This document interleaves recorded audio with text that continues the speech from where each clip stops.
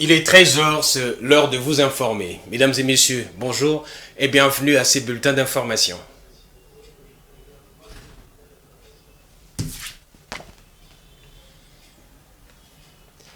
Commençons ces bulletins avec une brève. Situé dans la commune de Mongafula, le marché Matadi-Kibala a pris feu hier dans la nuit du 21 au mardi dans la nuit du lundi 21 au mardi 22 août courant. L'incendie d'origine inconnue s'est déclaré dans ces lieux de négoce hier lundi à partir de 23 heures, selon certains médias citant certains témoins. D'après le premier témoignage cité par plusieurs sources, c'est un coup-circuit qui serait à l'origine de ces sinistres et qui aurait embrasé étal et échoppe en bois et en tôle de ces marchés installés à côté de la route numéro 1 Kinshasa-Matadi. Et puis hier lundi, à la Cité de l'Union africaine, le président de la République Félix Tshisekedi a réuni le chef des institutions de la République afin de partager avec eux quelques sujets importants liés à la vie nationale. Faisant la restitution de cette réunion institutionnelle, le Premier ministre Jean-Michel Sama Lukonde a fait savoir que le chef de l'État a analysé avec ses interlocuteurs en toile de fond l'état du siège une semaine après la table ronde et le processus électoral en cours. Je vous propose de les suivre. Voilà.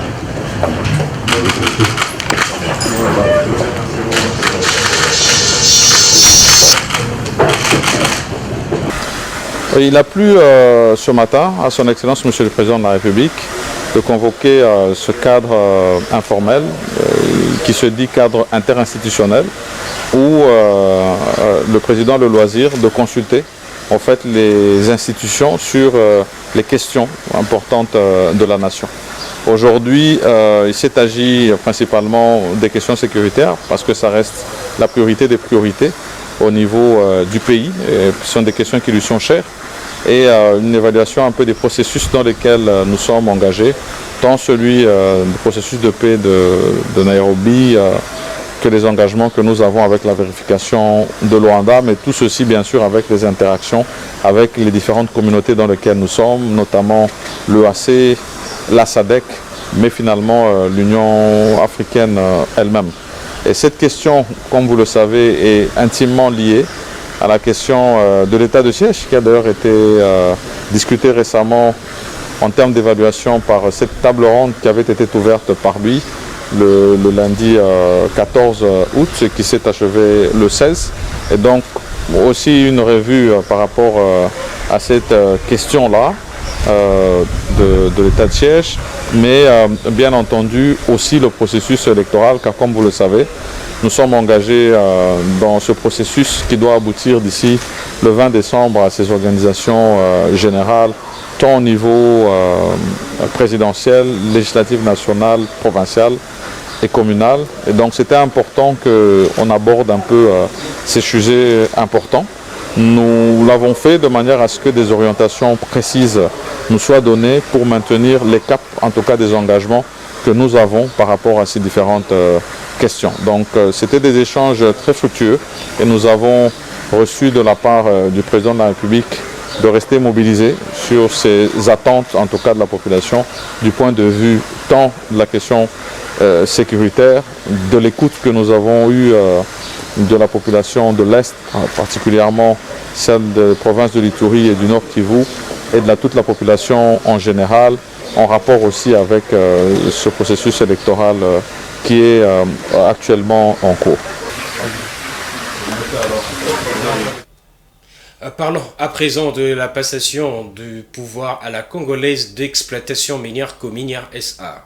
La nouvelle présidente du conseil d'administration de cette entreprise, Lisette Kabanga, vient d'entrer en fonction. Présidée par le représentant du conseil supérieur du portefeuille, la cérémonie de remise et reprise a eu lieu ce lundi 21 août 2023 au siège de la Cominière à Kinshasa. À cette même cérémonie, Célestin Ikibé a été confirmé DG et puis le membre du conseil d'administration et le DGA ont été aussi installés. Suivez ces reportages. En présence du représentant de la ministre du portefeuille, du comité de gestion et du personnel de la communière, que s'est déroulée cette cérémonie de passation de pouvoir. Après lecture de l'ordonnance portant nomination de membres du conseil d'administration et du comité de gestion, ainsi que de procès-verbaux, les présidents du conseil d'administration sortant et entrant ont procédé à l'échange de signateurs, acte marquant l'entrée en fonction de la nouvelle présidente du conseil d'administration. Le président AI du conseil d'administration de la communière a souhaité plein succès à la nouvelle équipe dirigeante. Ce que je peux dire, et je le conjure, au nom de Madame la Présidente, de pouvoir poursuivre la relance et surtout la rendre opérationnelle pour que la communière devienne effectivement une entreprise productrice minière. Pas seulement une déclaration, mais qu'on la rende effectivement productrice minière. Comme ça, on pourrait s'épasser, pas totalement des partenariats. Au moins, on a notre propre entreprise qui fonctionne et qui se bat parallèlement avec les partenaires. La PCA Lisette Kabanga promet de ménager aucun effort pour permettre à la communière d'être une entreprise minière productrice. Elle a également salué le travail abattu par l'équipe sortante. En ma qualité de présidente du conseil d'administration, humblement, nous veillerons à ce que la communière relève les enjeux et les défis liés à son avenir en lui permettant de bénéficier, primo, de ce qui lui revient en termes de droits, de biens, de communication, d'image et de se hisser dans la catégorie des sociétés de grande envergure. Le conseil d'administration ne manquera pas de se vertuer pour que la communière soit une entreprise modèle de gestion et modèle économique. Avec cette nouvelle équipe conduite par le directeur général, l'ingénieur Célestin Kibeya Kabemba, la communière peut désormais accomplir ses missions régaliennes et réaliser son projet de lithium, un minerai stratégique pour la RDC, au cœur de la transition énergétique mondiale. Autre sujet à présent, les travaux du 15e sommet de BRICS s'ouvrent ce mardi 22 août 2023 en présentiel à Johannesburg en Afrique du Sud. Invité à ces assises, la République démocratique du Congo est représentée par son Premier ministre Jean-Michel Sama-Lukonde au nom du président de la République. À la tête d'une importante délégation, le chef du gouvernement congolais est porteur d'un message de Félix Tshisekedi à ces sommets. La délégation congolaise va aussi déployer un important agenda diplomatique en Afrique du Sud. Fiston Leko. Ce groupe de 5 pays, notamment le Brésil, la Russie, l'Inde, la Chine et l'Afrique du Sud, qui a pour acronyme BRICS, ouvre les travaux de son 15e sommet ce mardi 22, des travaux qui vont se refermer le 24 août 2023. C'est aux petites heures de la matinée de ce mardi que le Premier ministre Sama-Lukonde est arrivé à Johannesburg, en Afrique du Sud, pour représenter le président de la République Félix Tshisekedi à ce sommet qui se tient en présentiel. Accompagné du ministre de l'Industrie et des vice-ministres des Affaires étrangères et des Finances, le chef du gouvernement congolais répond à une invitation d'honneur envoyée au chef de l'État à ses assises qui vise l'élargissement du bloc aux nouveaux membres pour contrebalancer le G7 et le G20. Le Premier ministre congolais porteur du message du président de la République Félix Tshisekedi à cette rencontre des pays émergents représentant 40% de l'économie mondiale. Dans l'agenda de Sama-Lukonde, il est prévu plusieurs rendez-vous d'affaires et diplomatiques avec les chefs d'État et de gouvernement intéressés par les ressources naturelles ainsi que des opportunités d'investissement qu'offre la RDC. C'est dans ce cadre que le ministre de l'Industrie qui a précédé le chef du gouvernement est allé visiter la société japonaise UD Trucks basée à Pretoria en République sud-africaine, spécialisé dans le montage des véhicules. Il s'en est sorti avec une promesse de cette société consistant à venir s'installer au pays. Signalons que dans les heures qui suivent, un mémorandum d'entente contenant un chronogramme sera signé avec l'Afrique du Sud, a laissé entendre le ministre Julien Paluku. Restons toujours à Johannesburg, en Afrique du Sud, pour parler de la sécurité pour les sommets de BRICS. La police sud-africaine a renforcé le dispositif sécuritaire pour que cet événement soit une réussite.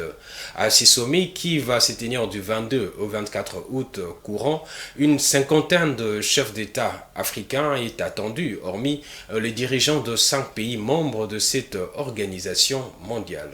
Africa News. Des voitures de police comme celle-là, il y en a de plus en plus à Johannesburg depuis quelques jours. La ville sud-africaine a renforcé sa sécurité à quelques heures du sommet des BRICS, un événement auquel doivent participer les chefs d'État du Brésil, Lula, de Chine, Xi Jinping, mais également le Premier ministre indien Narendra Modi et le ministre russe des Affaires étrangères, Sergueï Lavrov. What is expected of you? Ce que l'on attend de vous, c'est de faire en sorte que chaque personne qui nous rende visite ici soit en sécurité. Is safe. Que chaque citoyen de ce pays soit en sécurité. Is a citizen of this country is safe. Alors que le pays connaît une criminalité record avec une hausse des homicides, ces mesures de sécurité temporaires suscitent l'incompréhension chez certains Sud-Africains. Mais le ministre de la Police balaie les critiques. Quant à la question de savoir si nous faisons cela pour les BRICS, absolument. Nous ne pouvons pas le nier. Nous avons augmenté nos moyens, nous avons augmenté notre travail, nous avons augmenté nos capacités. Mais nous avons été là tout le temps et nous serons là bien après les BRICS. Hormis les dirigeants des 5 pays membres, une cinquantaine de chefs d'État amis des BRICS est attendue au sommet qui se tient jusqu'à jeudi. Le président russe Vladimir Poutine, sous le coup d'un mandat d'arrêt de la CPI, participera en visioconférence. Voilà, c'est par cette information que nous mettons un terme à ces bulletins d'information. Mesdames et messieurs, merci pour votre aimable attention. Restez branchés sur le programme de Géopolis TV. Vous suivrez la grande édition de 19h30 avec Patrick Ilunga. Et puis, s'en suivra à 21h juste l'émission Chemin Critique qui vous sera présentée par William Albert Kalingai.